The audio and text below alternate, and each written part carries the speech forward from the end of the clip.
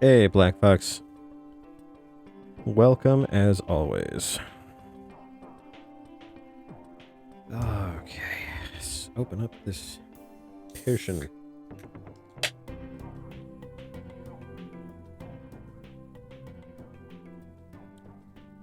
Hey, Gray. Good to see you. Ooh, goodness. Oh, this desk is a mess. I have so much cleaning to do. My day has been fine. How are you doing, Black Fox? Just did the work thing today and then figured I was like, I haven't streamed and I really need to.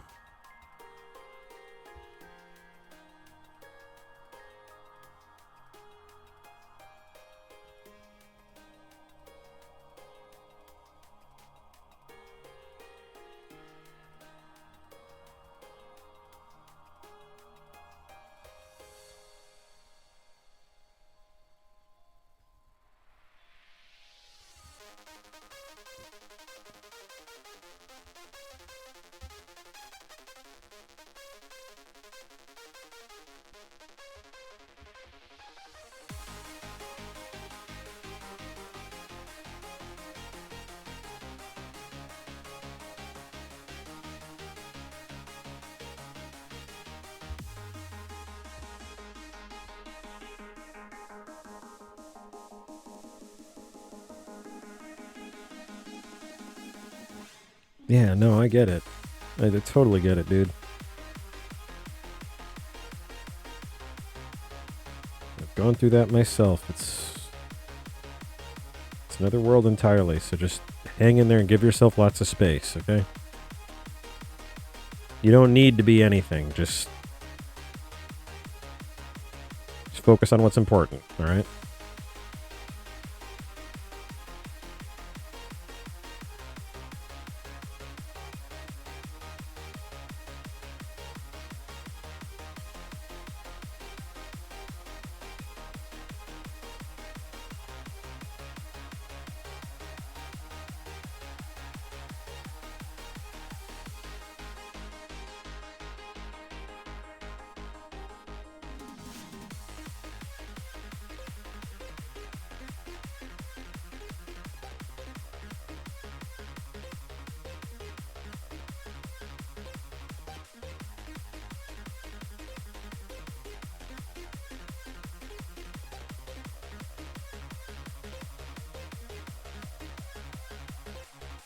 Yeah, that's gonna happen.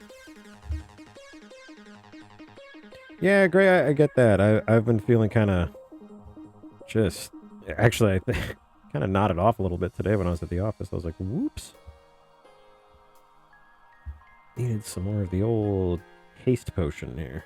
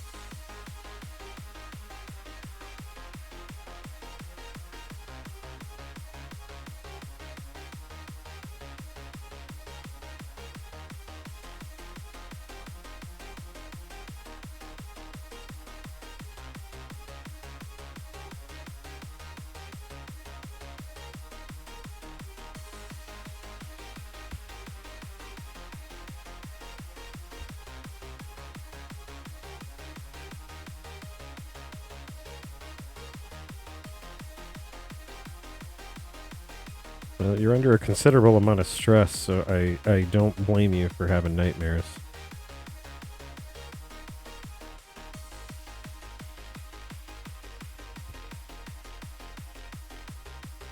But you do got to give yourself some time, man. Just give yourself a lot of time and a lot of grace.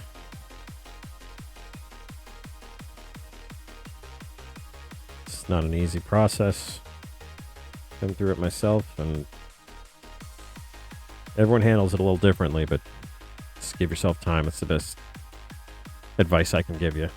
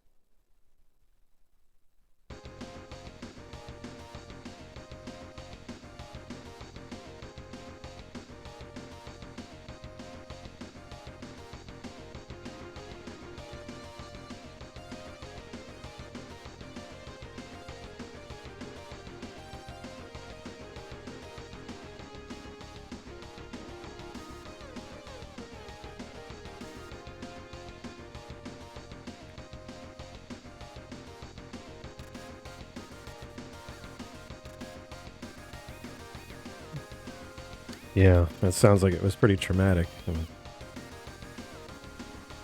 And it doesn't sound very good on text, but honestly, you have all of my sympathy, and I'm so sorry that you're going through that right now.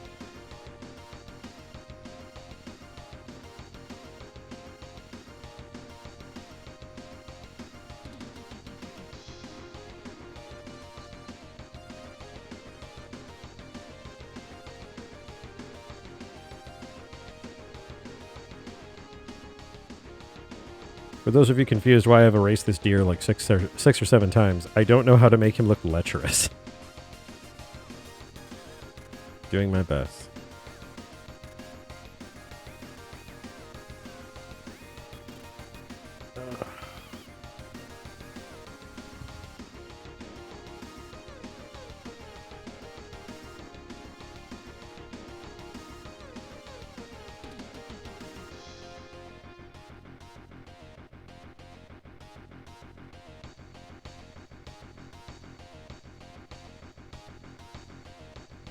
Yeah, Gray, I think that's probably going to be close to it. And changing his positioning, too.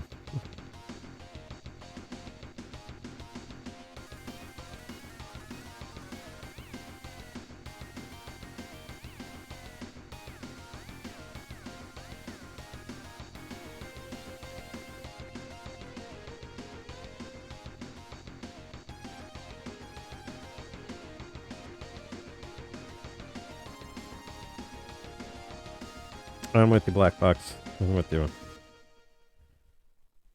As I was telling Gray, I'm trying to make this deer look lecherous. He is checking out the boy here.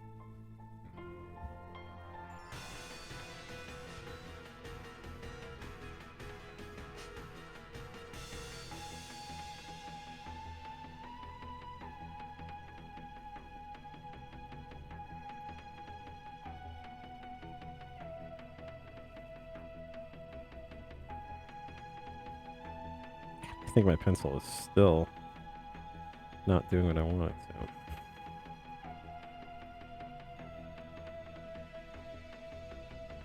to. I actually came up with this page, lecherous, basically. The word means a particularly horny individual, I guess. Let's say a person who's being lecherous, like, Glenn Quagmire. Glenn Quagmire is lecherous. A lecher, if you will. Who could blame him? Look at this cutie over here. Look at him. All excited. Holding a shirt.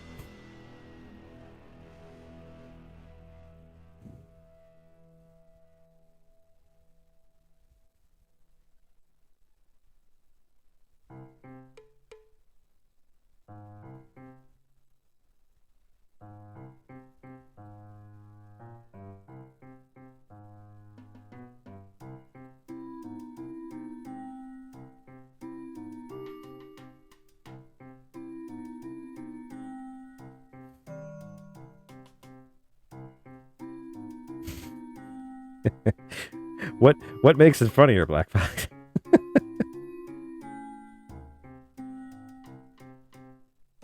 Yes, that is the truth of it. It is a unisex term for thirsty hoe.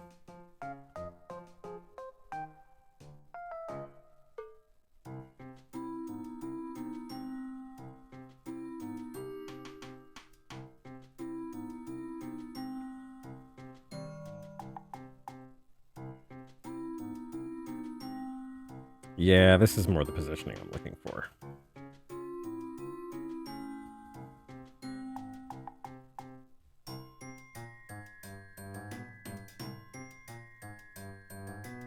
I'll probably have to go over that sketch again, but I'm happier with that than I was. Yeah, actually, I came up with this page because I was looking at my lineup, and I was like, I just wasn't happy with it because I was like, you know what? We've spent like every adventure that I've ever run or played in D&D or any role-playing game, we're spending too much damn time in town. And yes, I know it's been like 3 or 4 months of that, but still, I was like, we're spending too much damn time in town. It's time for a montage. I see dancing animals in my chat. Everything is right with the world.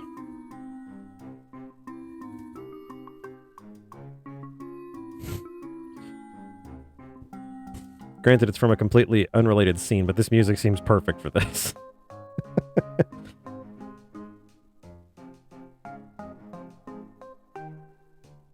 Oh, he needs a big old grin on his face. That's what he needs. The biting lip is definitely a good one, but in this one, he's not only is he all up ons, he is trying to make a sale. Always got to get that bread.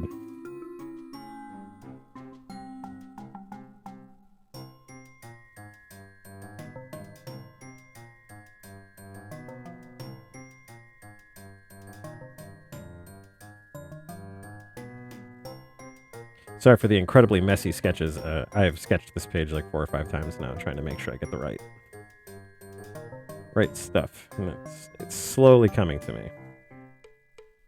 It's been a rough time for comics. I think everyone's had a pretty crap time last week or so. You know what? It's Friday. Or at least it's Friday Eve. We're getting there. Are those otters? I'm pretty sure those are otters. Yeah, they're not. I'm still messing with stuff, so they're not blue. That and I was just lazy and I just started drawing. So sue me.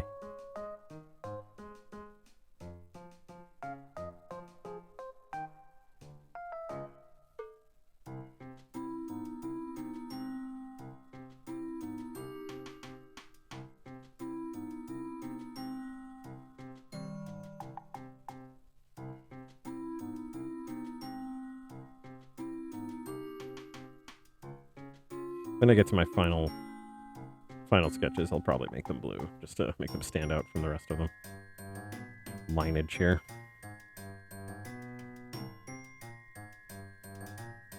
Everyone loves messy sketches, right? Right, of course they do. That's how Fred Gallagher made Mac Hall work out as well as it did.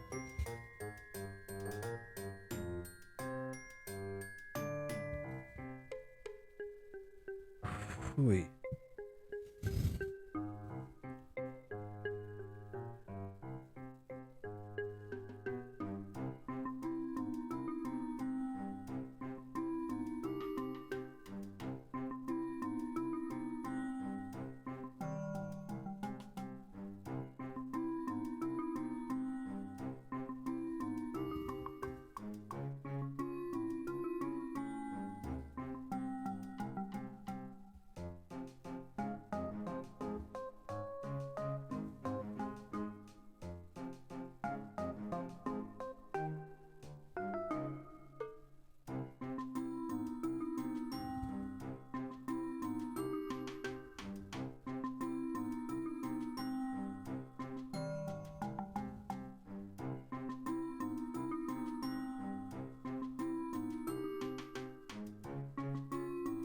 Yes, I can see that. You definitely love the animated emotes. Should probably try to come up with some myself.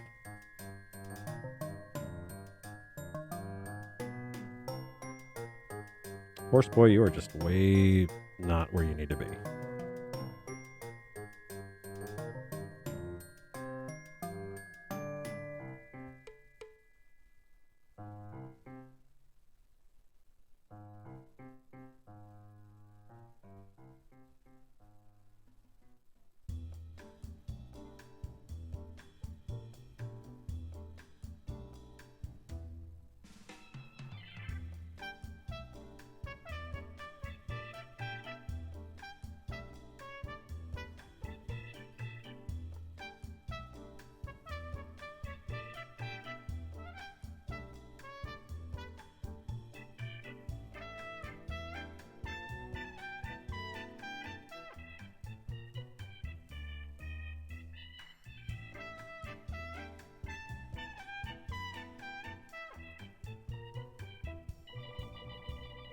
Does appear that there is an otter rave going on in the chat.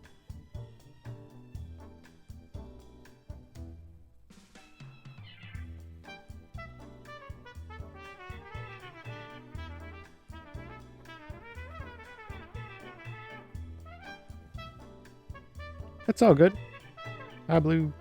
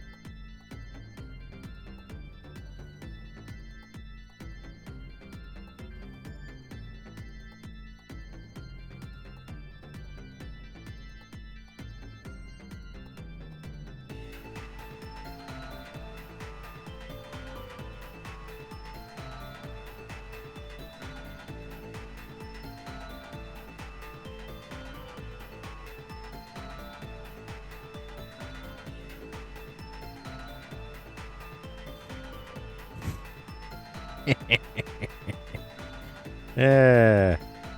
At least I entertained myself.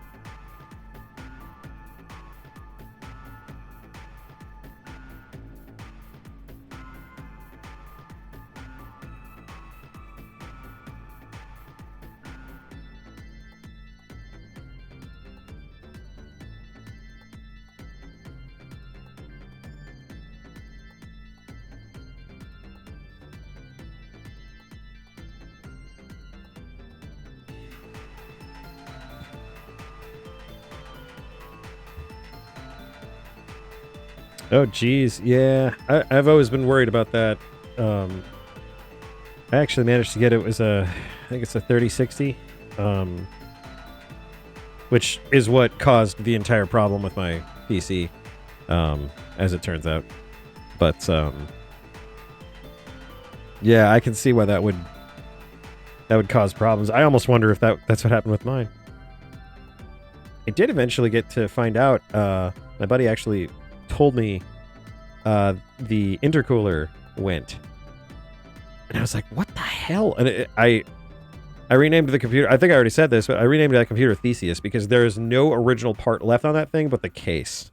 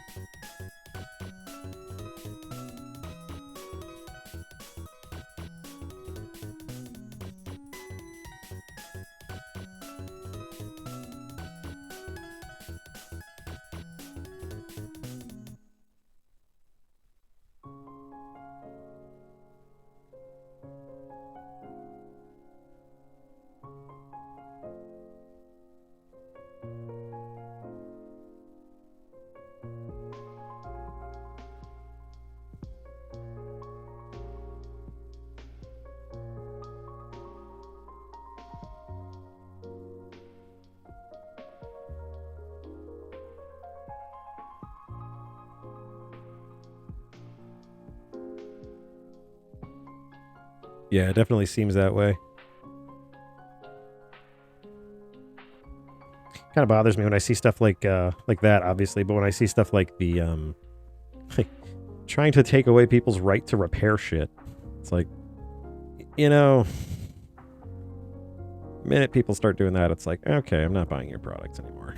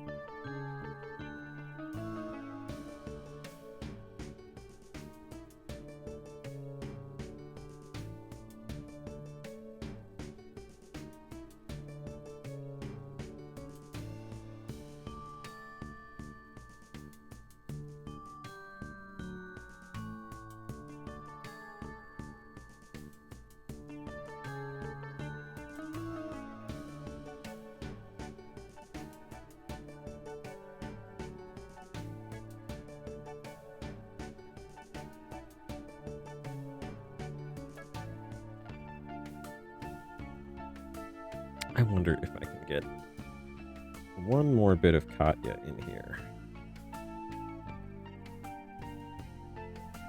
Just realized I have, as I had in pages before it, way more naked Kisuke than anything else. So let's try to flip that around a little bit. And actually, we'll do the same thing on these other layers just to keep everything copacetic.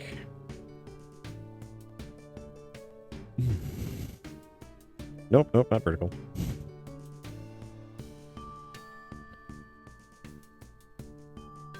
Oops, nope, do it again. There we go. And finally you.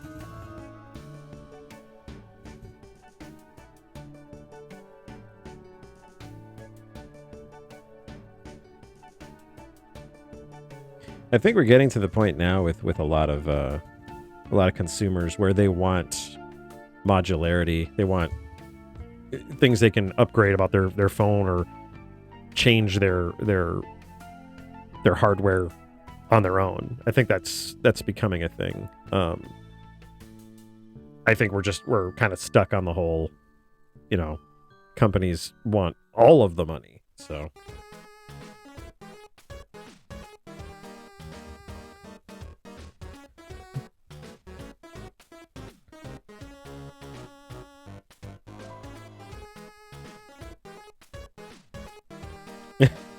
oh no, he's hot. I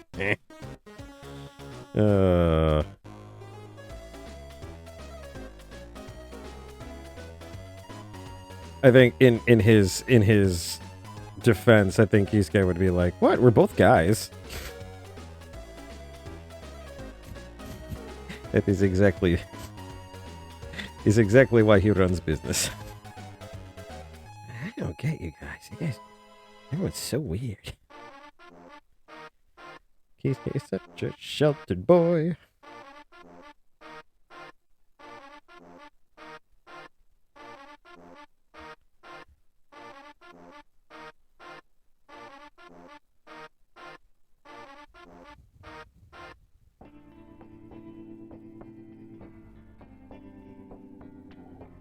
And it's one of those things where it's like, Kisuke's not stupid, he's just dense.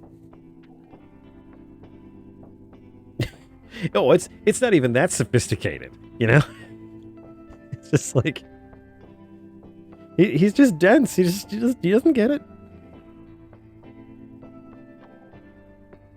It's like the first few times when I was at a convention and I got hit on, I was just like, doop-de-doop-de-doo. And then, later I'm just like, oh my god, they were flirting with me. It was the weirdest feeling because I was like, oh, well, I didn't notice that at the time. Wah, wah.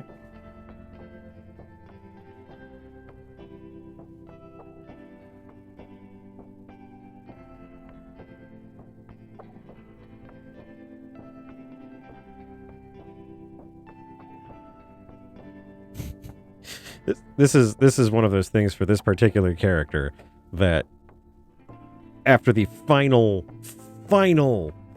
event in this entire story, he's going to be sitting there and he's going to be like, oh my god, I think that Taylor liked me. And then the credits. And then I think the best way to run that would be he says that Katya gives this knowing look over to Hiroko, and Hiroko just sighs and hands her $5.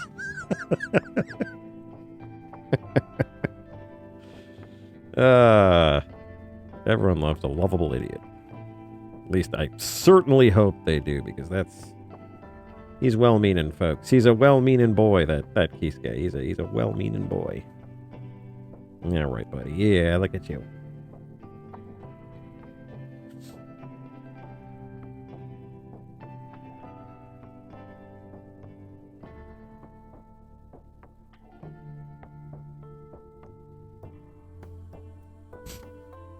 I also love this resolution down here. Just with Kisuke, like, oh, thanks for everything. This has been great. And it's just like kind of torn. He's just like, oh, the love of my life is leaving, but he left me a shit ton of money. Oh, adventurers. What local economy will you not destroy?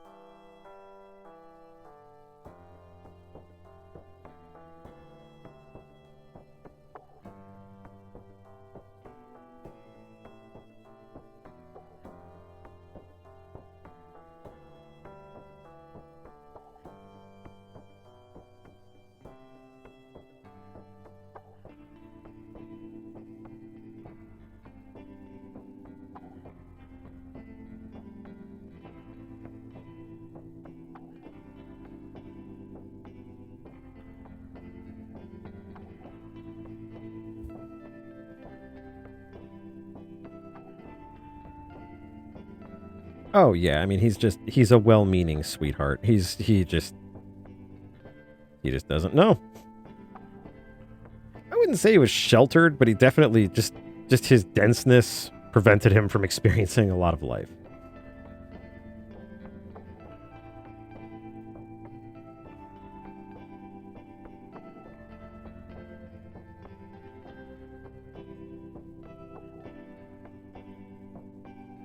Yeah, I think I'm happy with this. I think what I'm going to do is just drop everything down. Keep that top layer happy, and then make some panel lines. How about we make some panel lines? Let's make a comic today. Let's go all the way, make a whole page. Ready, set, go. All right. Let's see.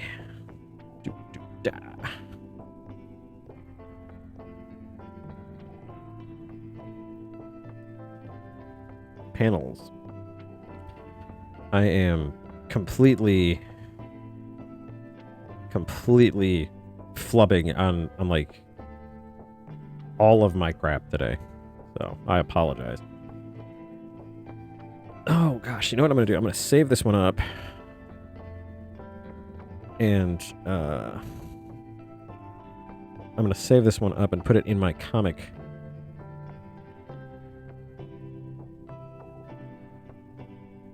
Comic template. I have a template that I use that makes sure that everything is the same size. So 1 second while I get that spun up here. I have a lot of good friends. Roko dies, but yep, very, very good ones, bud.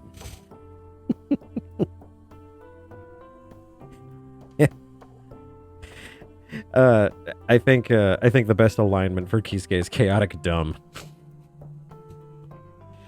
Oh god. Okay, merge all those. Okay, great. Copy all of that. Why don't we just select all and copy that again? Boop. All right. Hooray. Now let's get you in there. Is that the right one? Yeah, I'm sure.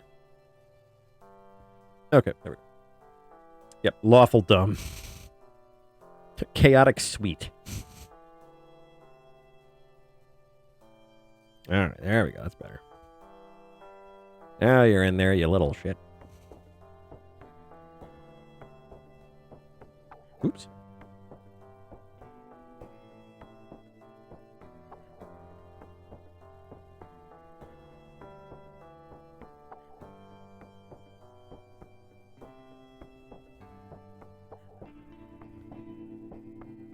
Although I'm pretty sure every bard I've ever played could best be described as chaotic horny. Which I think is pretty fitting for the class, to be fair. I can think of only one class that can defeat the dragon without killing it.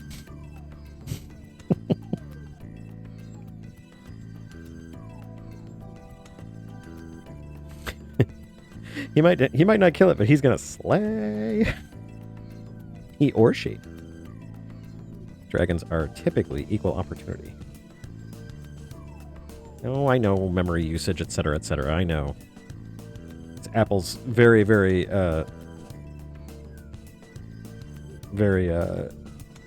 clandestine way of telling me, oh, you really should buy another iPad. It's like, not until this one explodes. Or starts on fire.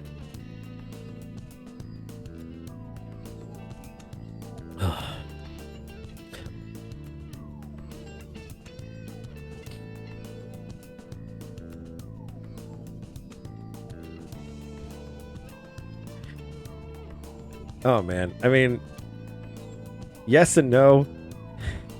My initial thought is, well, if the dragon's a altar boy, then yeah, probably. Because I'm an asshole like that.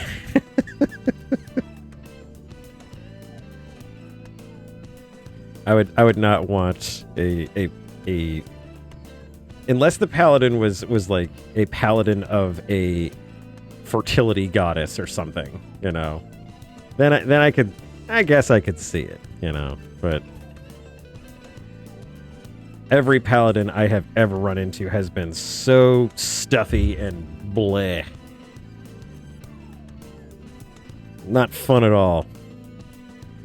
Not the kind of guy that you wanna take to the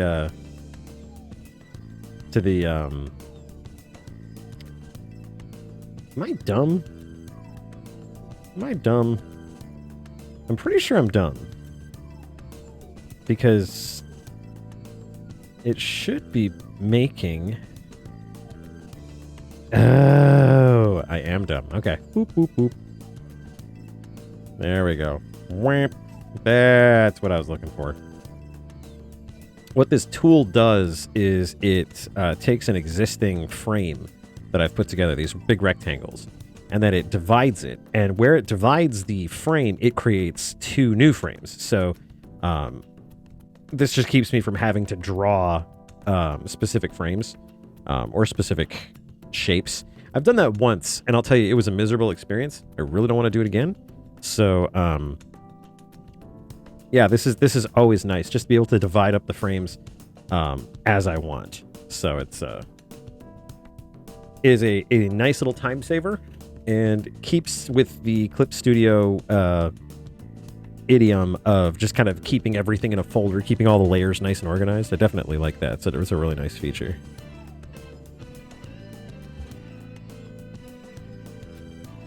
Okay.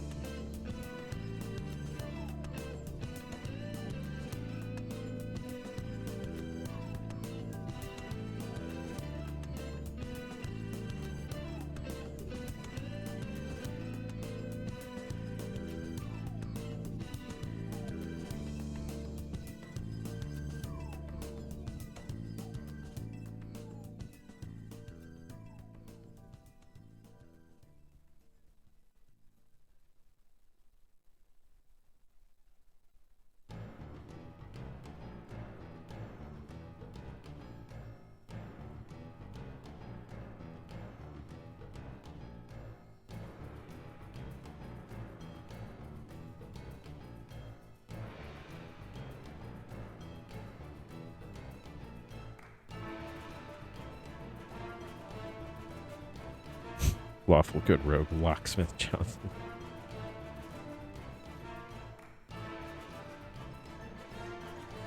I'm just thinking of a rogue who's wandering around towns and just being like running into widows who are just like, oh, I've locked myself out of my house again. How will I get inside to save my baby? This looks like a job for Locksmith Johnson. Excuse me, ma'am. Couldn't help but hearing your plight.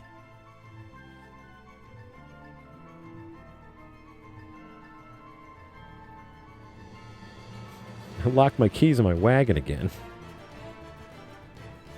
Yeah, no, that hair is... So glad in like one more page, this hair is going back to the old little whippy doodah that he has.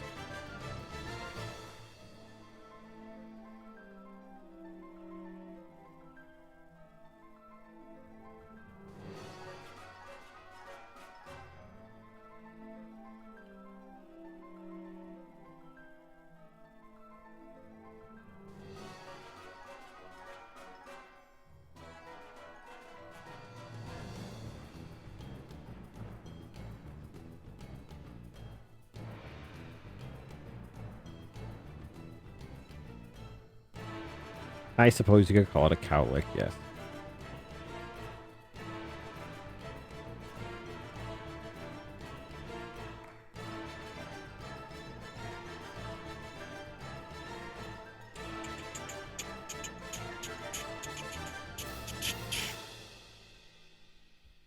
Okay. Do-do-do-do-do.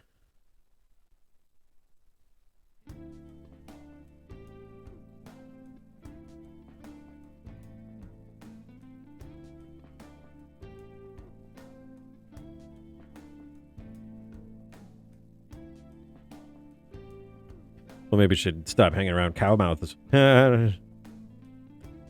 It's a great joke. Great joke, Zib. I love how it's always interesting with it was interesting with when I start inking, because for some reason the part of my brain that draws is completely separate from the part of my brain that inks. They don't get along, and I'm pretty sure one of them hates the other. Couldn't tell you which. Because every time I ink, I look at my drawings and I'm just like, the hell is this? It's not my favorite part.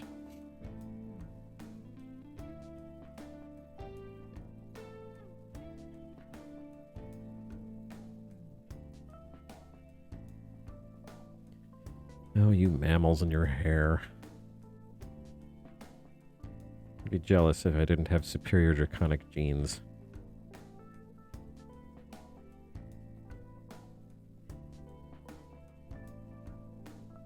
Had like a dozen hoodies.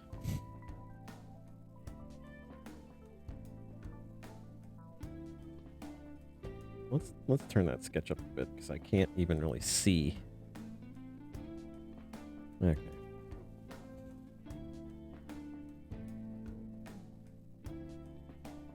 No, I'm on the wrong layer again. Good job, Zeb.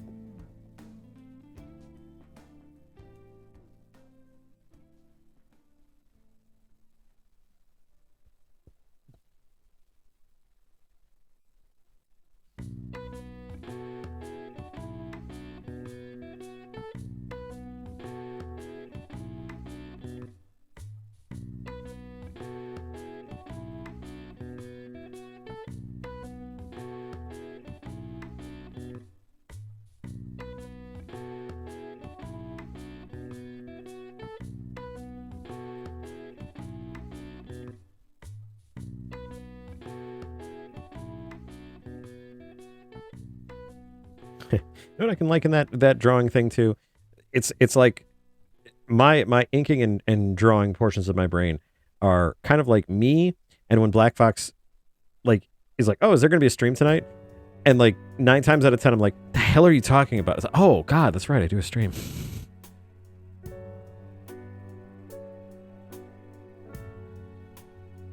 That is precisely what it is. Good job, Black Fox. That's exactly what that is, actually. That is the lecherous deer I was talking about.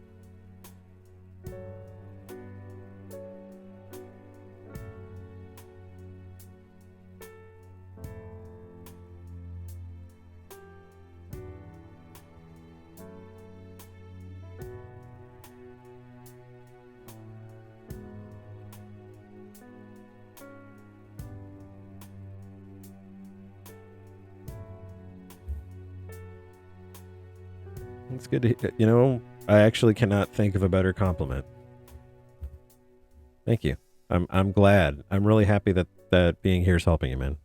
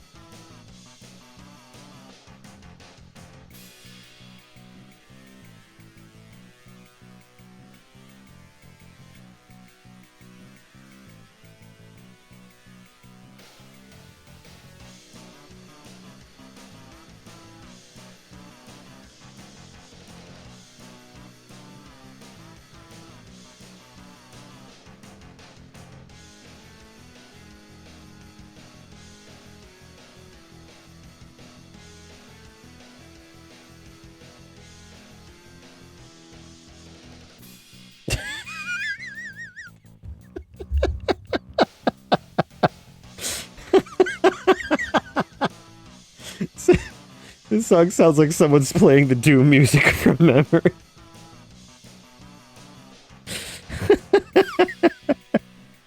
They just saw some grainy footage of the first level of Doom being played on a fridge, and they're like, "This is what it sounds like, guaranteed." Oh, great! I think I almost have the lip bite. I think I almost have it.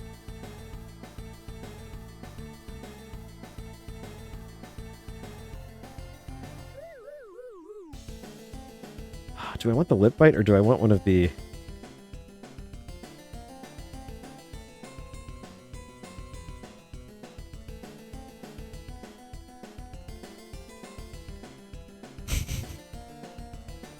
I heard it once 5 years ago and then tried to recreate it.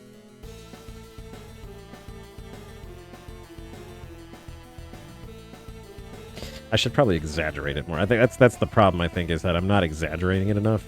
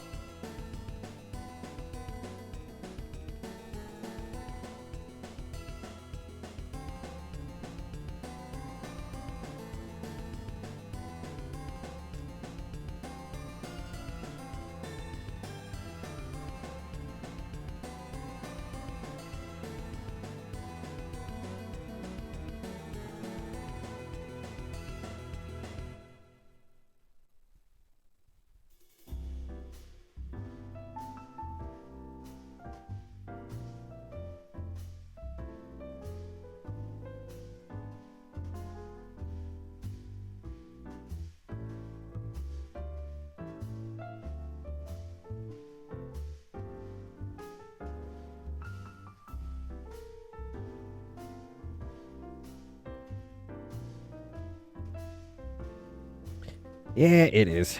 It's like I can do the cop out and I can do the smile, but I want to try to push it to something because I feel like I could make it look different, you know. Damn deer, he doesn't even have a frickin' name.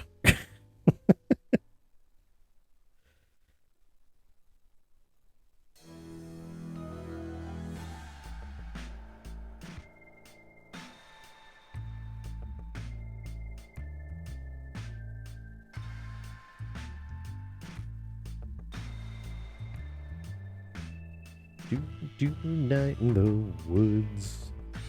It's night in the woods. Do night in the woods.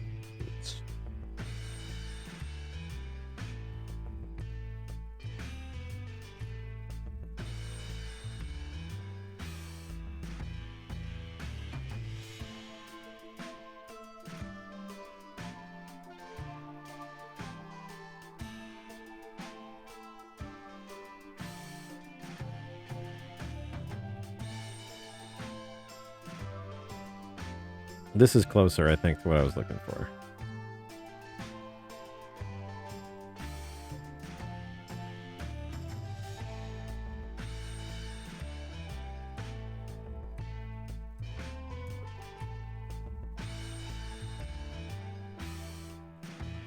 Night in the woods. It's night in the woods. The game about one night in the woods. And nothing else much.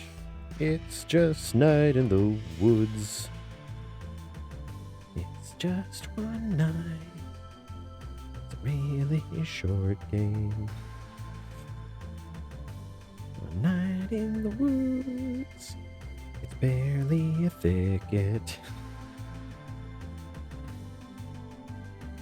I love to completely misrepresent this game. It's like, oh yeah, it's just about one cat and she's hanging out in the woods for a night. That's all.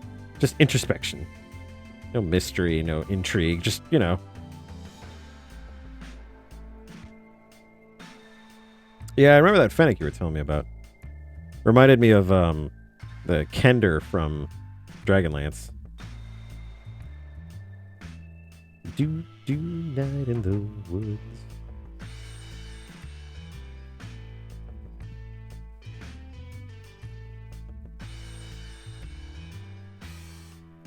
Do night in the woods.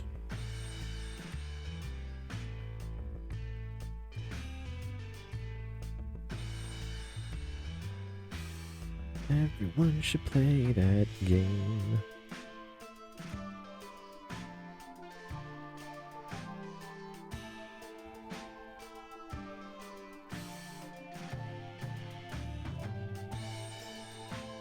It's funny because I love Night in the Woods. I think it's one of the better stories that I've seen in modern video games. And I think, like every other game that I end up loving, I think the problem is that the people who uber love it just overhype the hell out of it and just make it impossible to live up to the hype. Which is unfortunate because like the game is so good. It's how I feel about Undertale. It's like the fandom just completely overrides any kind of like realistic discourse about the game.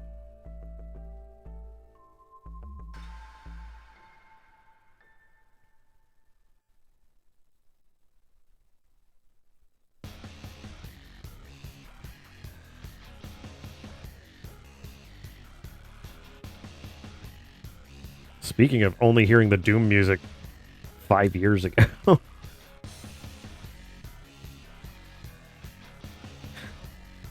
Is it odd to say it's like I want to make this deer a rather lecherous character but not make him a creep?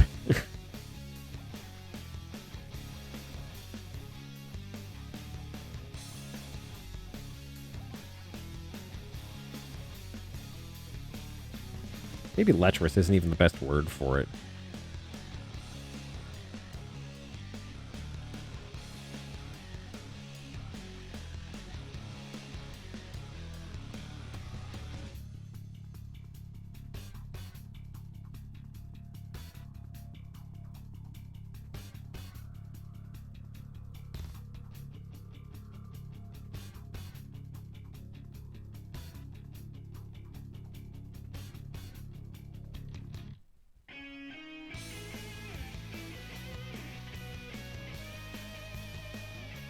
Oh, you know what? You're both right. Enamored and simping, definitely. Definitely both have their place with this character.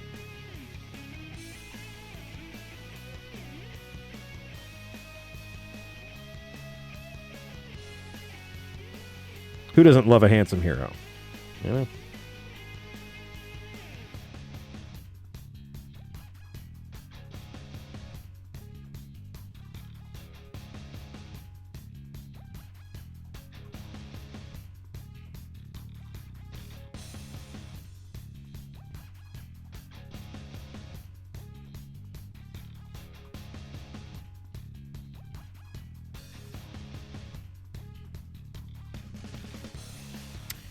I ask you, Black Fox, to watch the SWAT Cats episode Cry Turmoil because the bad guy definitely falls in love with one of the heroes. I was also from, I think, the second season of SWAT Cats, which was mostly done by Korean animators for Hanna-Barbera. So it looked great. For a Hanna-Barbera cartoon in the late 90s, it looked awesome.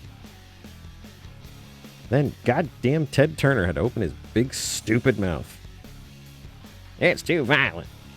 Fucking how violent you right in the face, you dumbass. Give me my frickin'... Give me SWAT Cats, damn it. SWAT Cats? You've never... Oh my god. It's the most 90s show I could think of. It's called SWAT Cats, the Radical Squadron. There's Barry Gordon in it. It has, Charlie Adler, Tress MacNeille. It's fantastic. It's about two anthropomorphic cats in a city of anthropomorphic cats called Mega Cat City, because that's the caliber of writing that we had in the 90s. And they fly a plane, and they're awesome.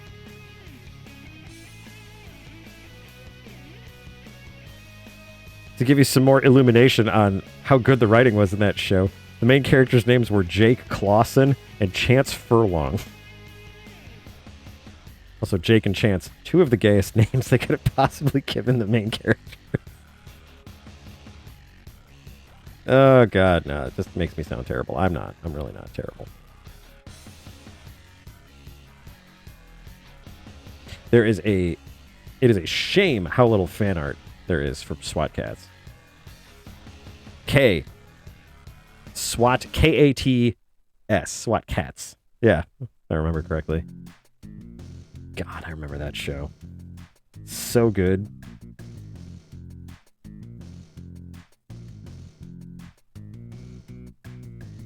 Had a pretty wicked theme song, too.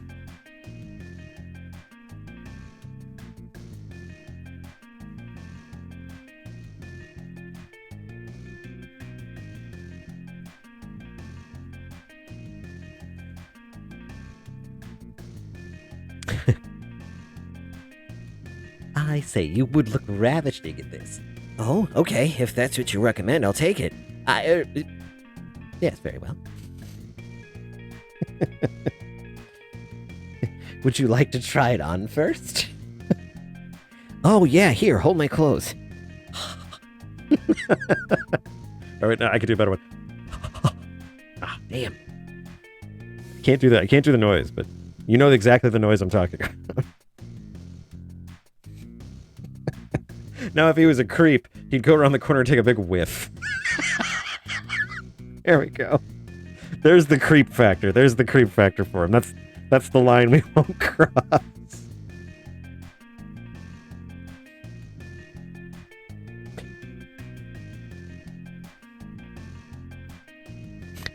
These clothes smell like beer and sharp claws.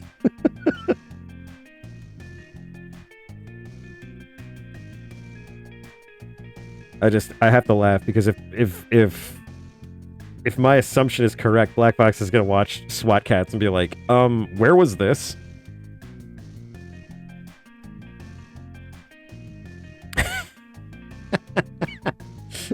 Everybody shoots their shot.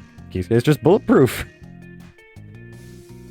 Like, I think it was like I said on Discord, it's just like Katya just enjoys just like just he is swing and a miss. Yeah, I remember you suggesting the Fennec Fox. To give that a try at some point.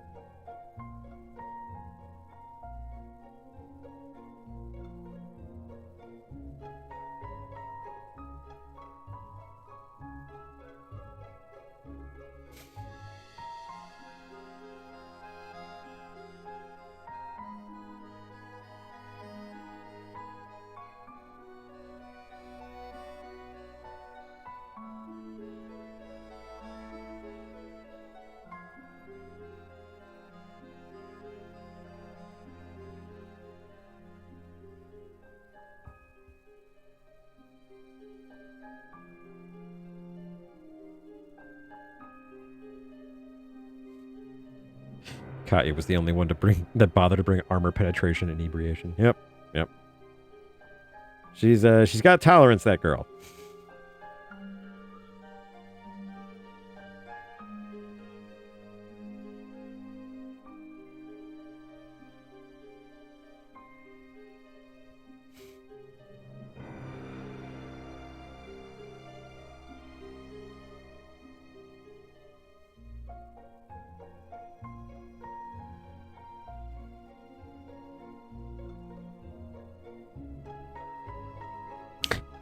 I like to think Kisuke is the worst at signals. He is the absolute worst. Anytime anybody infers anything from him. It's just like, nope. It's the precise opposite because he's just that dense.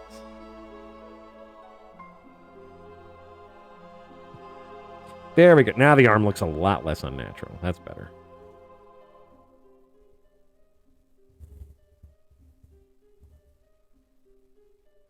Yeah, it sounds a lot like oh, what's his butt? Garrett, I think, from the Thief games. He had all kinds of arrows that he could use. I remember because when I first played the game, I was just like, "That's brilliant." He has an arrow that's got like a water pouch on it, so he can put out torches. That's wicked cool.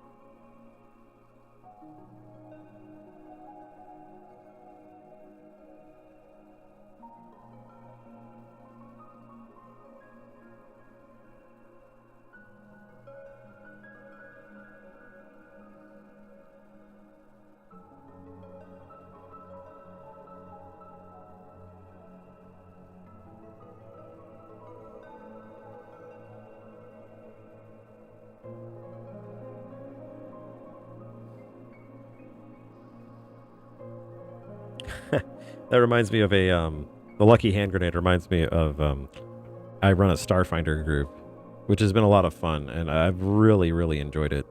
And the characters were attempting to get a part from a junkyard that was inhabited entirely by space goblins. And space goblins are just as bad as you think they'd be. I make them a little dumber than normal because I can be racist against goblins. But they were attempting to barter with these goblins for this part that they need, this electronic part that they needed for like an electromagnetic pulse device. And they ended up for this device, this again essentially quest item. They ended up trading the goblins. It was like a headband of minor telepathy. So everything you thought could be heard within like a 100-foot radius. But the goblins weren't satisfied, so they ended up trading that headband as well as a grenade and a fire extinguisher. So later on, we were just laughing about the trade and how ridiculous it was. And I mentioned, like, in the distance, you just see a fire extinguisher just going off into the distance, and then you see a grenade going off. Man, we had a good laugh about it, but you said grenade, so it made me think of that. Oh, God. Sorry, I'm not trying to yawn in your face.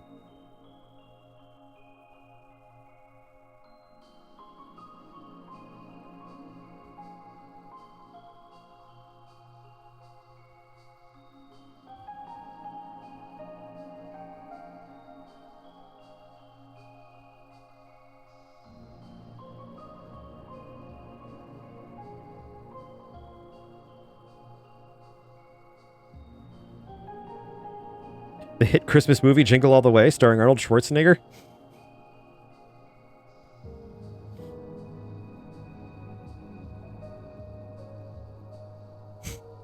Somebody did a sound-alike of Arnold, and they did the entire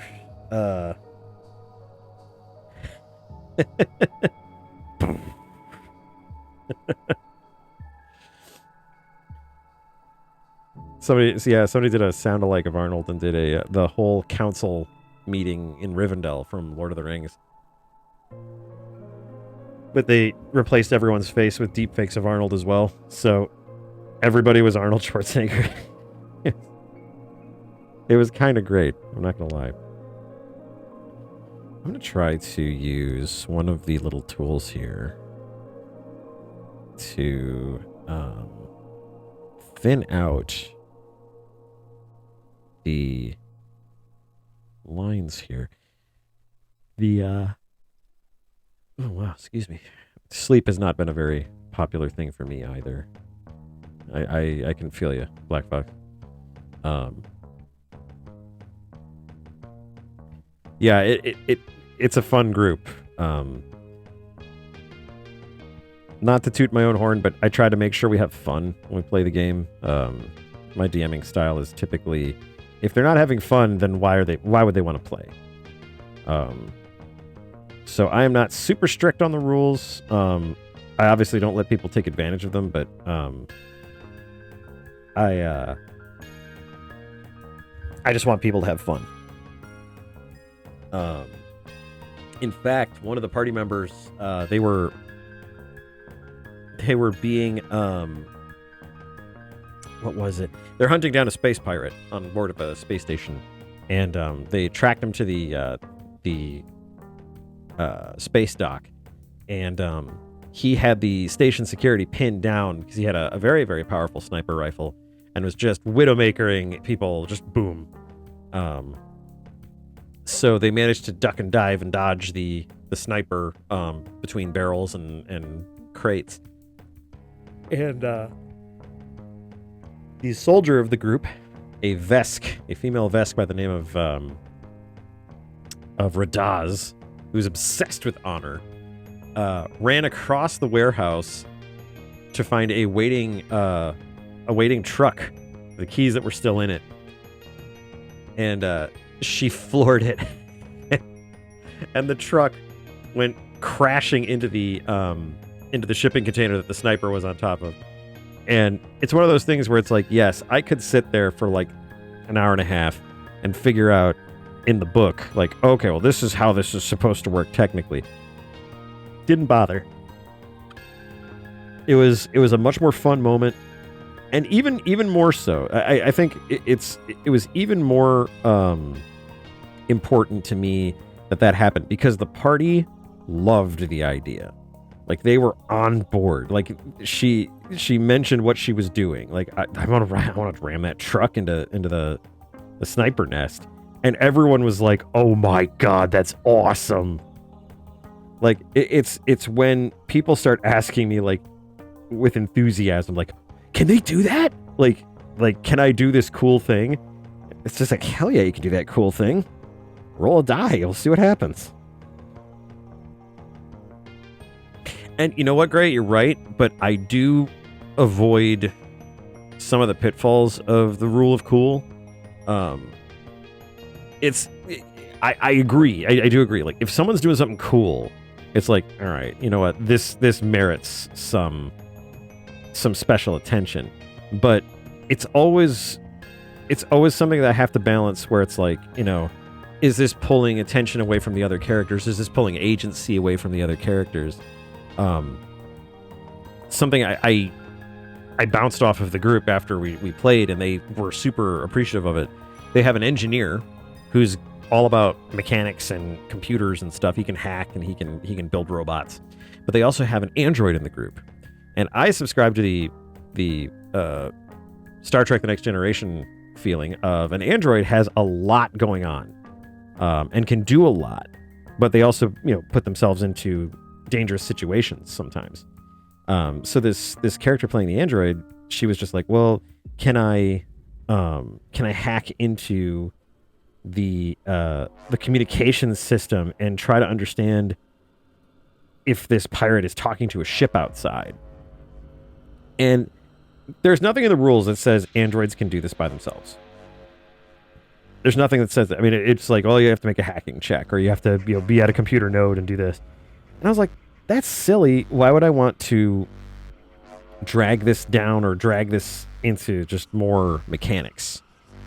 So, in a way, it is the rule of cool, but it is also kind of, I wouldn't say limited, but it's kind of guided a bit.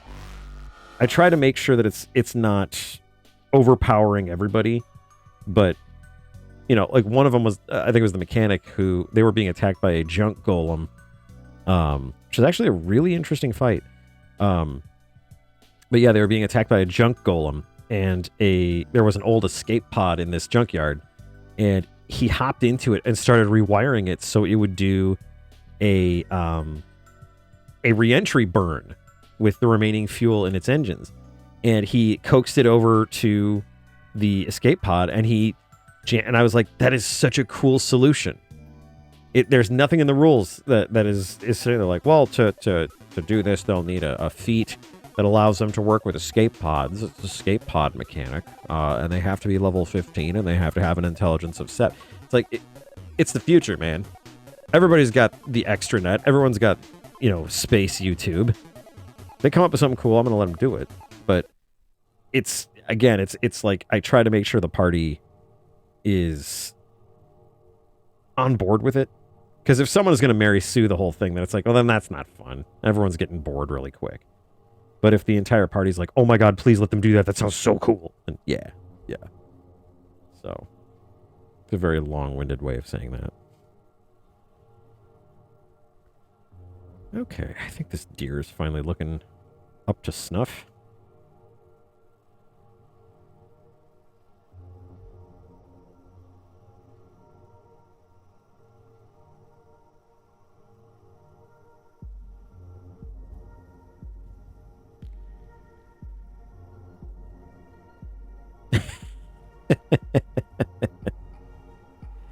I think it's one of those things where it's like, as a DM, it's always so tempting to do that. But for me, it's fortunately I don't mesh with players like that, so they typically don't play in my games. But for someone like that, it's like I would almost want to head them off with a pass and just be like, beforehand, like talking to them about their character and just be like, so what makes them so angry? Like, why are they so about everything? And not to dissuade them from playing a specific character, but more to give them purpose in what they're doing. It's so hard to tell a story with a character that is one-dimensional. When a character that's just like, I'm brooding with generic darkness. Yeah, but what made you do that? My parents were killed. Okay, thank you. That is the most tropey way of a character having a backstory. I played a Tal Vashoth in the Dragon Age RPG, whose parents were alive and well, and they were bakers. And it was one of the funnest characters I've ever played. But I mean, there's no real wrong way to play, and I don't want to give that impression like, oh, there's a right way to play, wrong way to play. It's just how I run things. So, but yeah, I'm happy with the deer. I think he looks good. Looks kind of sleazy, but also kind of sweet.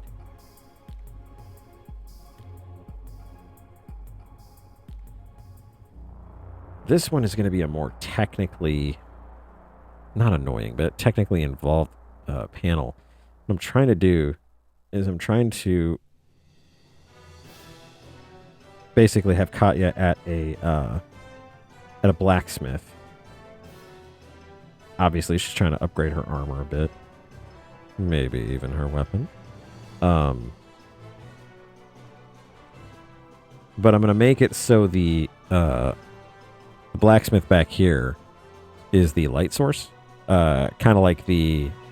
what is it? The sparks from the hammer hits, kind of illuminating the area.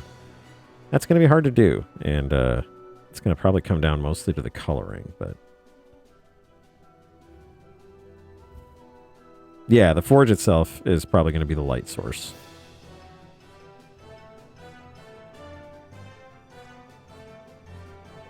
It's funny when you look at modern blacksmithing setups.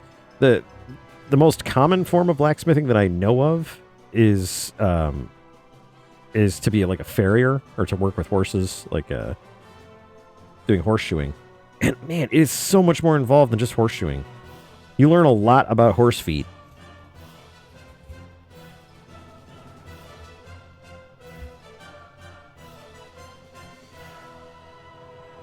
Oh, backstories on the fly are fun.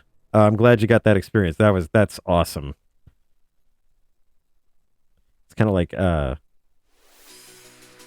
I described to a friend of mine who's a writer, because she was trying to come up with a character name, and I was just like, if you want to know my method for making character names, I'm happy to tell you, but I will warn you, it is not very sophisticated. And she was like, well, now I have to hear it. I told her, if I'm trying to come up with an interesting name, what I end up doing is I put my claws over the keyboard and I jam them down all at once, and then I add vowels. So it's super fun. Like, I'm going to do it in the chat. We're going to see how this works out. I'm going to make a character name out of my random jumble. All right, here we go. Okay. First, we take out any numbers. Okay. Add some vowels here.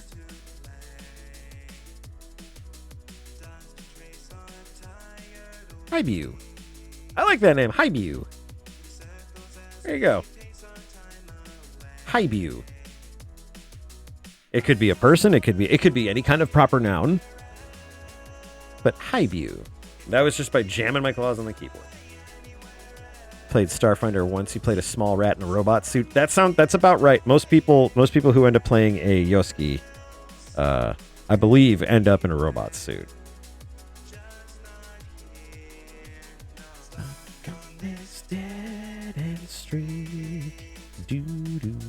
Where all the new kids come to play.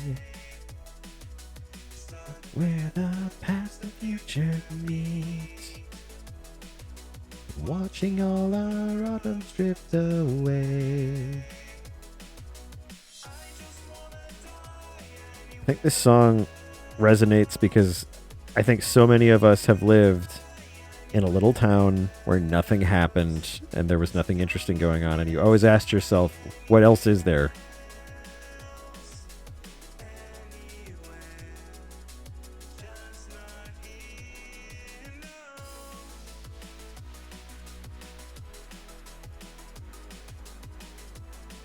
Oh, Zib, you magnificent, sexy idiot. No joke, that writer friend of mine, sweet as the day is long, she actually gifted me a year subscription to Masterclass. Highview Plains, home to the ancient Hydra skeleton. How did it die? That secret perished along with it. The only hint is a blue stone where its heart used to be. They call it the Azure Wailing because of the strange noise it makes when the wind strikes it just right. Yeah, there you go. It is a fun exercise for coming up with stuff like that. Like if you are really looking for just coming up with weird stuff or just trying to come up with story ideas or story beats or things, it's a fun way of just coming up with a noun. It's like, I need a noun for this cult. I need a noun for this place, this type of wagon, whatever. Just jam your fingers on the keyboard and add some vowels. Doesn't always work, I will say that. I mean, it's not 100%, but it has served me well.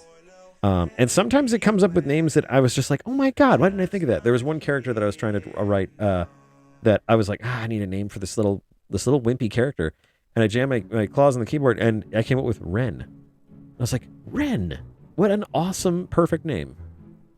It's like, it's a regular name too. It's nothing out of the ordinary. I just wouldn't have thought of it normally.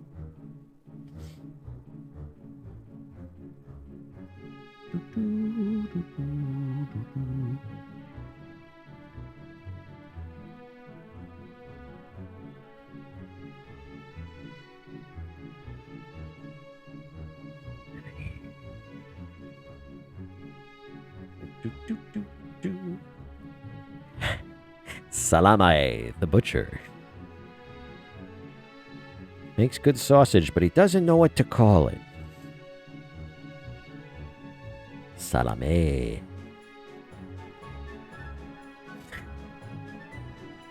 Salame sounds like a character that would be in a Japanese deli.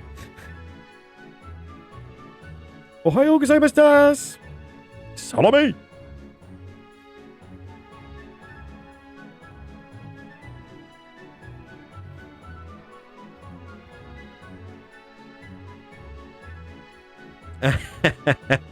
Oh, that's excellent. That's excellent. Just like a, oh, you're back early. Hi. So, I'm the battle robot. Hello. This is awkward. It's a flashback to Jay Sherman in The Critic. How awkward.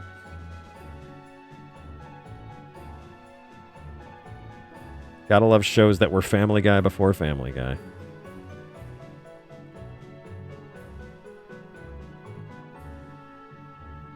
Fiend to Undertale, Deltarune.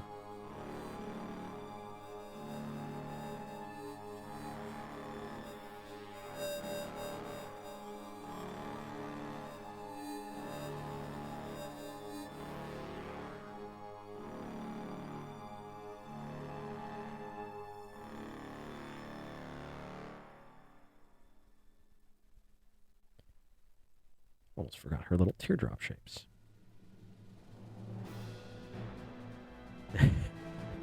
That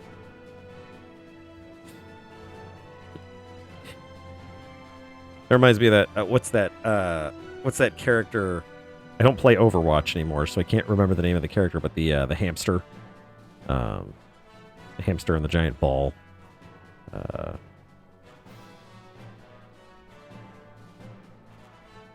That is the fate of many a D&D or Starfinder campaign. The DM will either move, have a child, get a new job, get married, get divorced. You name it. Wrecking Ball, that's right. Thank you. I have stopped playing Blizzard games, so...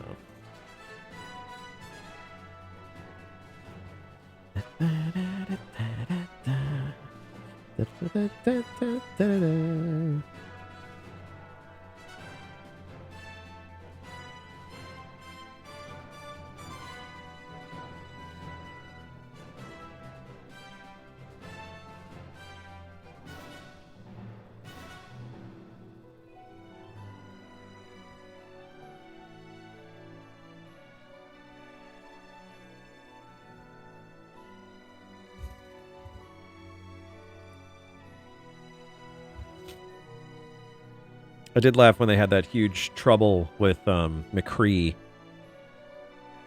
because somebody had a stink fit about McCree being their character, so they changed everything, and everyone's like, "Oh my god, that's terrible!" And I was just like, "No, it's not. It's great for Matt Mercer. That dude is going to be in the booth."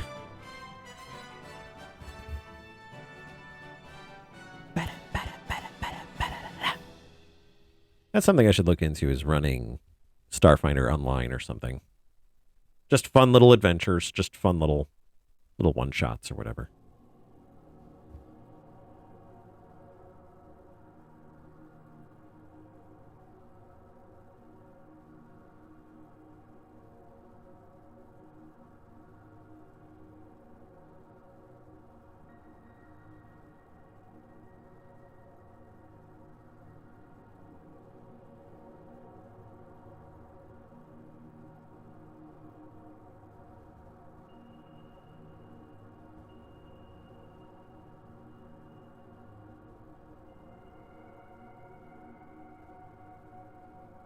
Funny enough, Black Fox, there is a good online resource for Paizo's stuff called Archives of Nethys. I'll even put that up on the chat.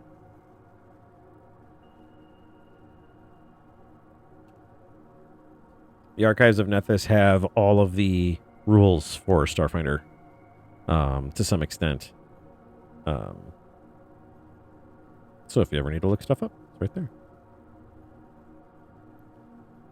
I think they even have some of the expansion books.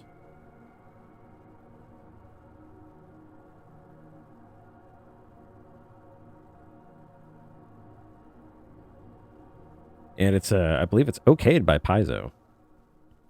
Paizo actually supports it. At the very least, they don't sue them into oblivion. So it's a positive thing when a company gets their head out of their ass.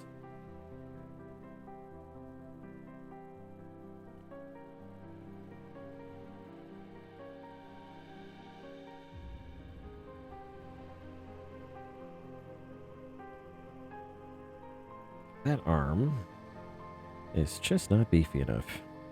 I have a bit of a beef arm when you're working with steel. Let's get rid of that. Let's try that again.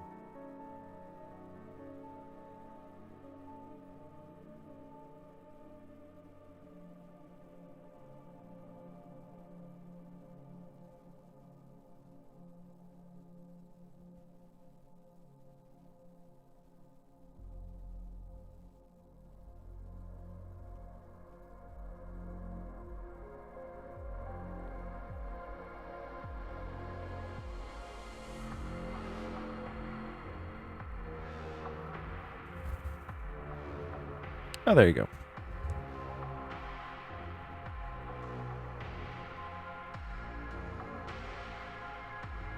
Yeah, I've had to look stuff up mid-game using archives, so it's a very good resource.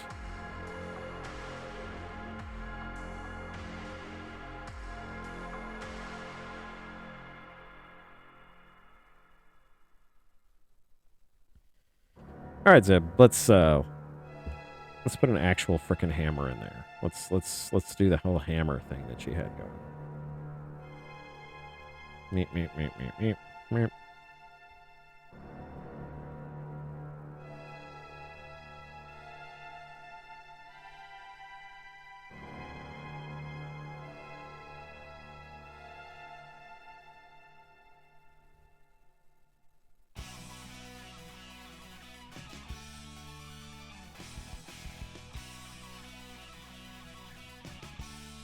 I was in very important news. I was given compliments on my cookies. Everyone seemed to like my cookies.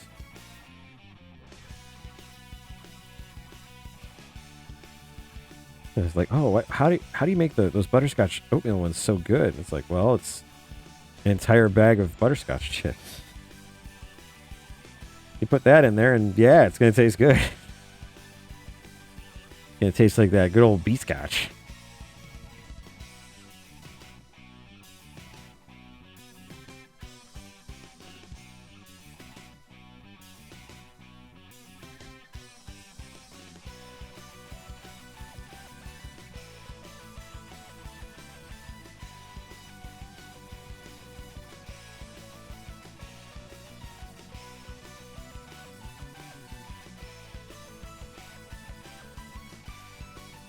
Zib.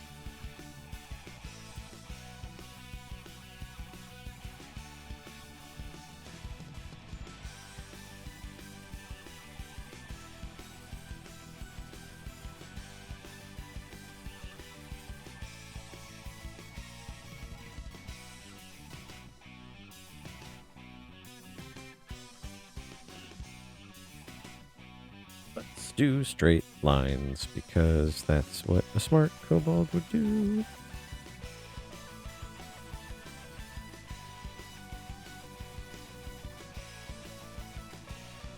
It's ironic. Once you get it in your head, the anvil shape never goes away. I might not be able to recite all the names of the parts of an anvil, but by God, I remember what they look like.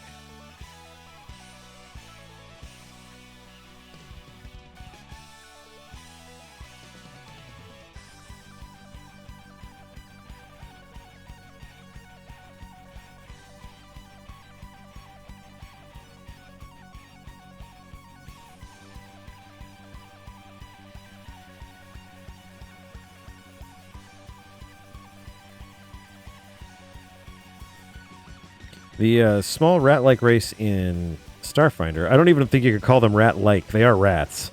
But they're the Yoski. Y-S-O-K-I. Yoski. They are one of my favorite races.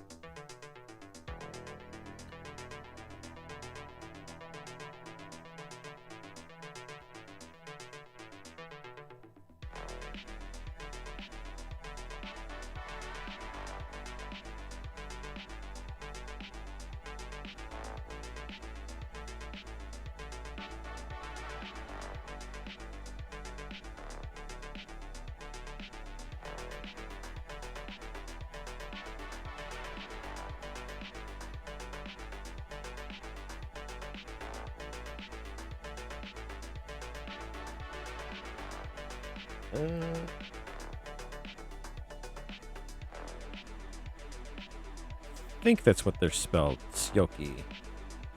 Y-S-O-K-I. Now I have to look at Archive of Nethys. I have to look this up.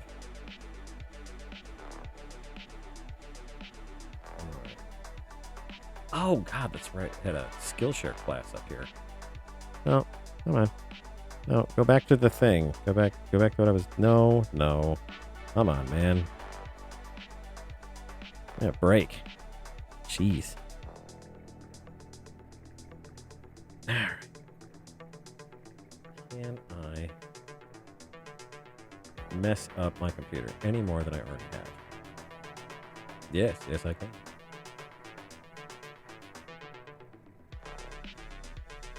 Okay. Okay, Memphis.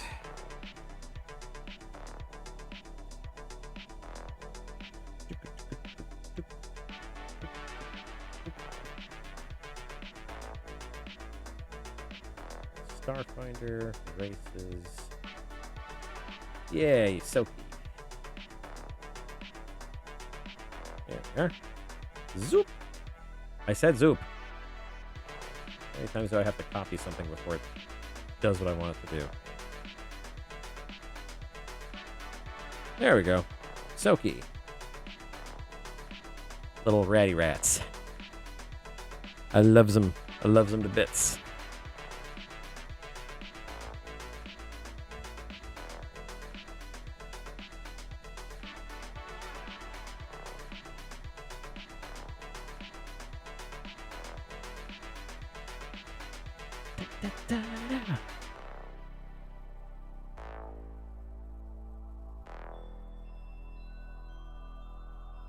Oh, I know which brush to use for this. I think I do anyway. What is... Is it a brush? It might be a brush. No. It's an effect brush.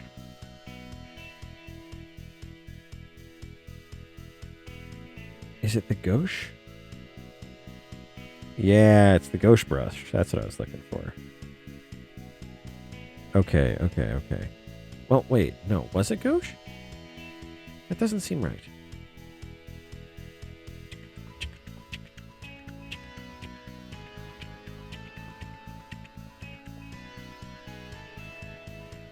I feel like it was a...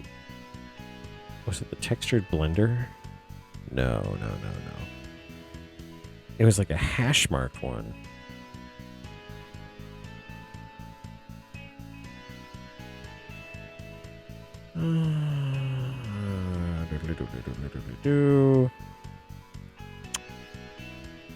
Maybe it was a pen.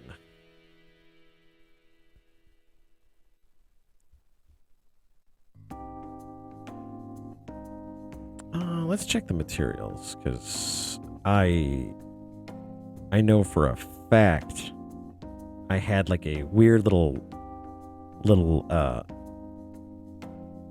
like a textured, almost like burlap brush somewhere. I imagine Black Fox is now up to his ears in Starfinder stuff.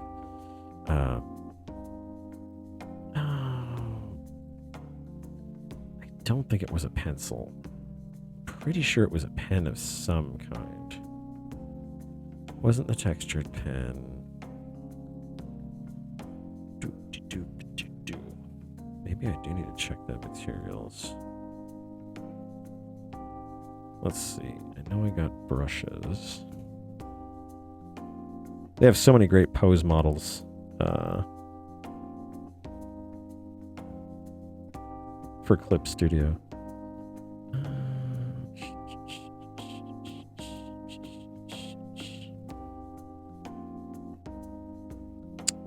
Oh, dang it. Rain brush. Is it the noise? No, it's not the noise brush. I know it's not the noise brush. So many good poses. Wood green. Darn it.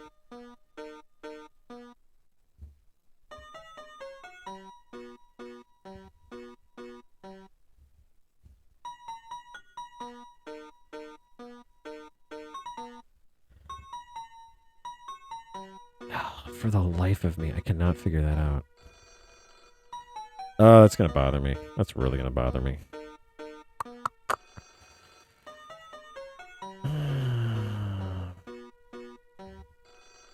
I'll have to figure that out when I start coloring.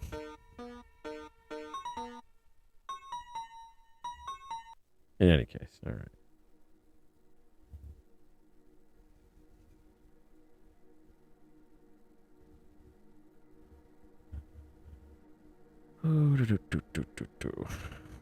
Okay.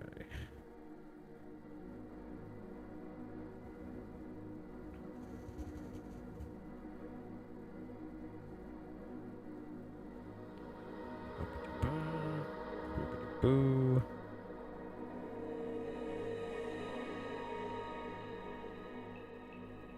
All right.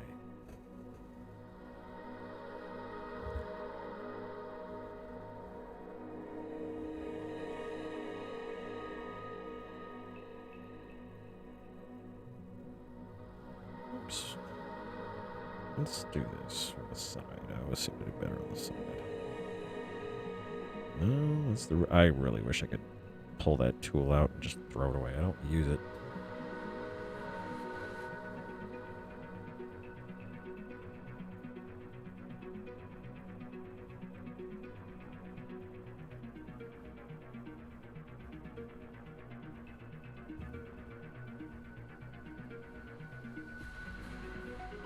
Ah, gotcha. If you wanted a powerful item in the beginning, you had to have a stat penalty. I see. Depends on the item, but yeah, I could see that being one way of balancing it out.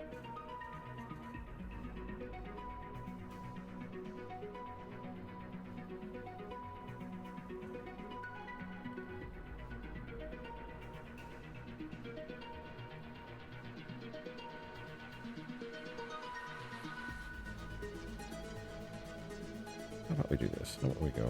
Whoop, whoop, whoop. Copy it.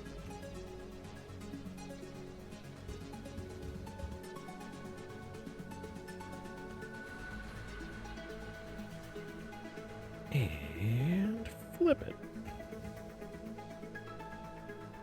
Bzz. There we go.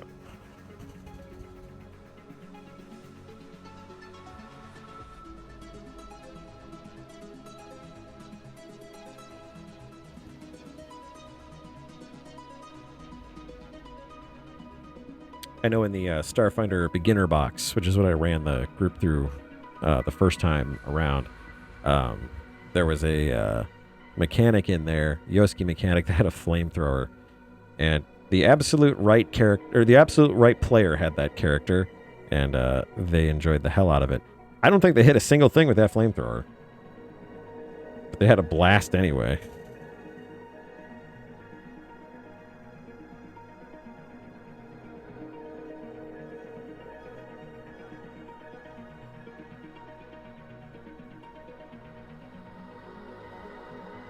All right, have a good night, Gray.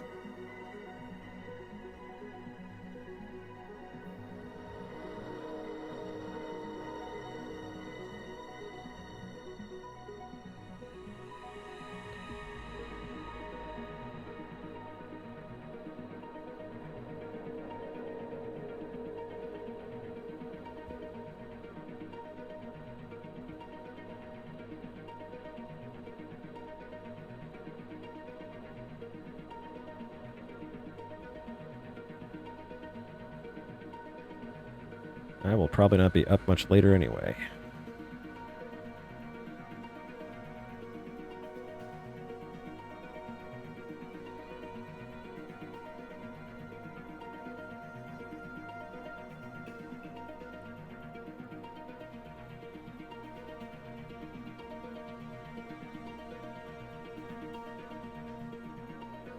That is a terrible freehand shape.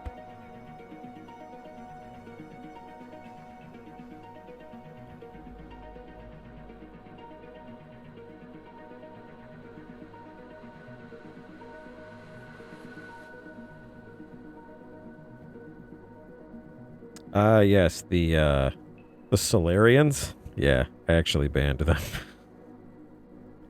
I had such a problem with that class, and I know none of my players would knowingly take advantage of that, but I had such a hard time with the fact that it's like, yeah, your character can either create a tiny star or a black hole.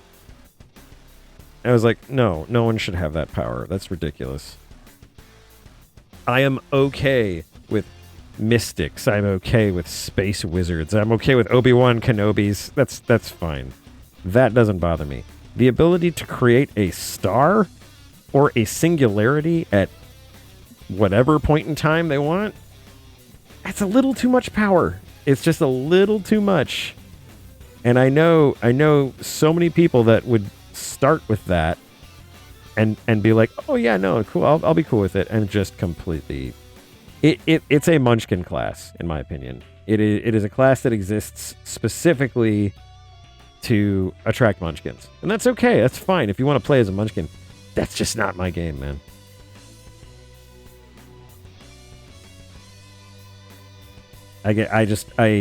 I read through all of the Solarian stuff, and I was just like, no, I really don't want this in my game. More importantly, I didn't want like 4 of them in my game, because they're that good. And it's not even that they're good. It's just that they have abilities that no other class has, and nothing comes close. Like, why would you play anything else? That's kind of one of my philosophies as a GM is if you look at a class and you're like, why would you ever play anything else on a purely mechanical basis? To me, it's like, no, you're probably playing that character for the wrong reasons. I've had enough people that I play with live out power fantasies in their role-playing games, so I'd like to avoid more of that if I can.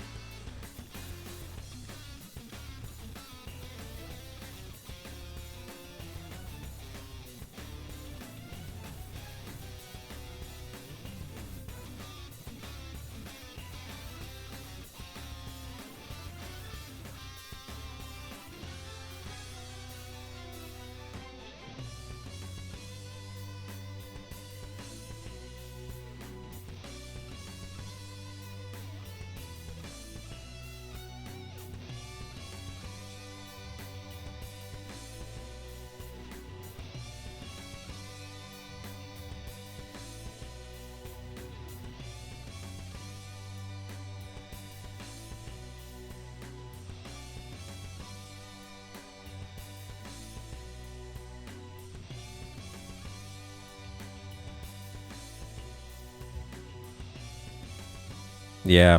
See, and that's the thing. Is like I know they always try to have some kind of limitation in there or some way of mitigating that factor, and that's fine. The problem that I have is that the game then becomes a how do I avoid using all of my health to create my star? How do I avoid, the thing that's supposed to keep me from being way overpowered? How am I supposed? How can I avoid that? That's what it becomes with my players, and it might not be everybody, and that's great. But I have specific players who, fortunately, I don't play with anymore, that do that, and it soured the experience for me to such an extent that it's like I just can't anymore. I just can't handle that. If I'm spending, and this happened in that Dragon Age game that I played, if I'm spending a lot of time trying to make an encounter more deadly because you have all of the resources to make it not a big deal at some ridiculously low level, what's the point?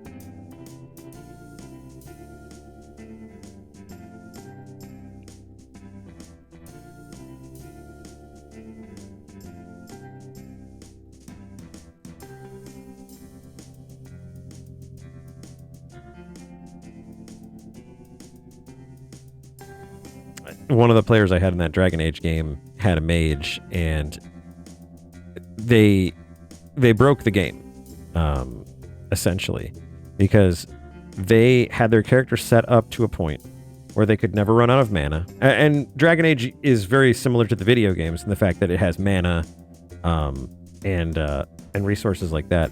But they had it set up so they would never run out of mana, and that their healing spells were so powerful that nothing was a challenge anymore. And it's one thing when you're playing that character. It's another thing entirely when you're in the party with that character.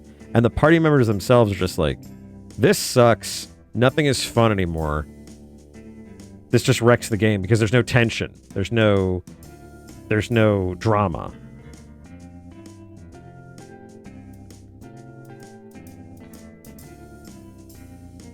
Humanoid black hole people. That's interesting.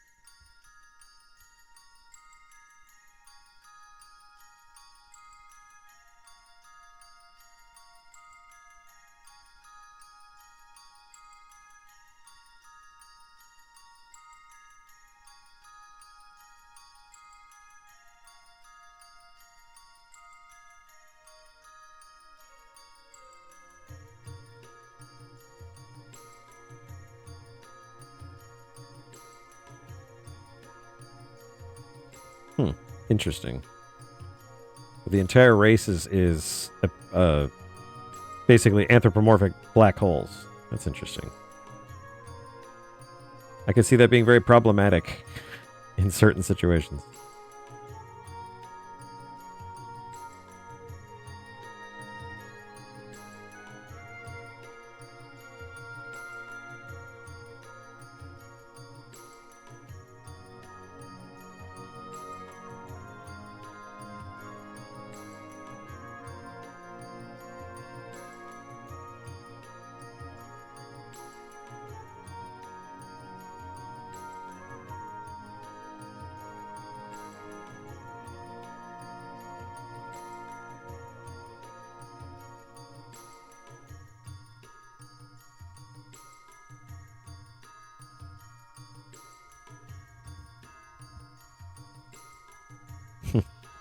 Void Pirate is a pretty cool name, I will say. That is a cool name.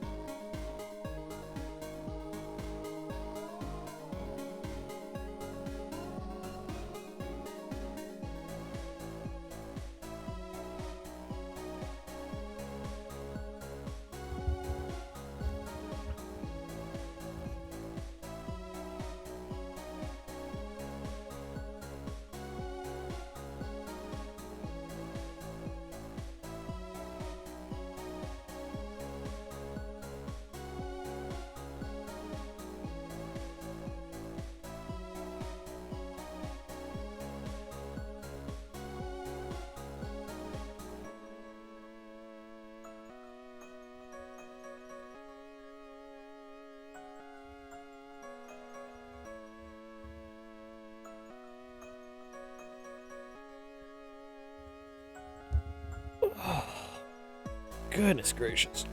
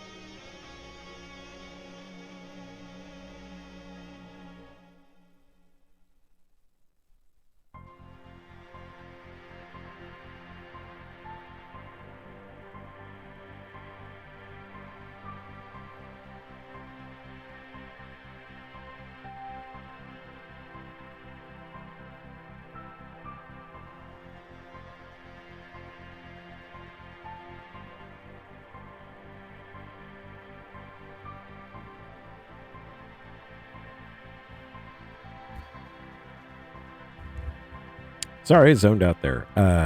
What's the name of the game?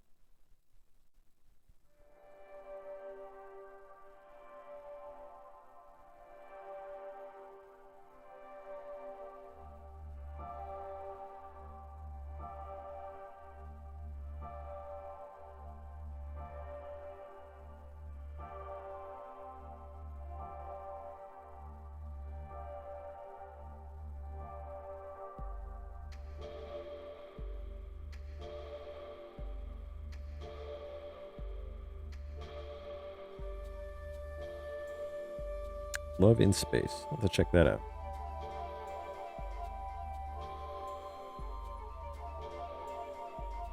Sure, there's more than one GitHub repository out there that has plenty of Flash games.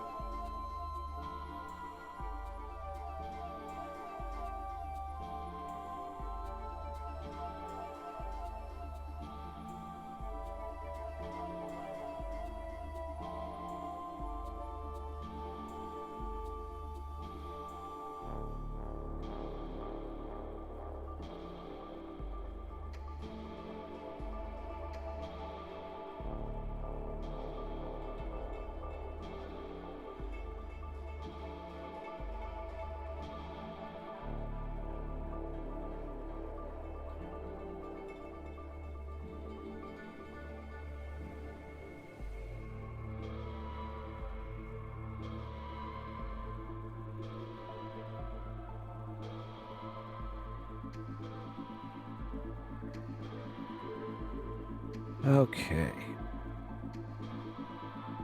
All right. I am starting to flag here, so I think I will call it a night. 2 hours is pretty good for having goofed up quite a bit. So, oh, well, maybe it's out there in some form or another. The internet is a vast place. But in any case, Black Box, I hope you have a good night. Try to get some sleep. Glad to hear you're kind of moving into your story and working on that. But have a good night. Get some sleep. And we will catch you next time. So, see you later.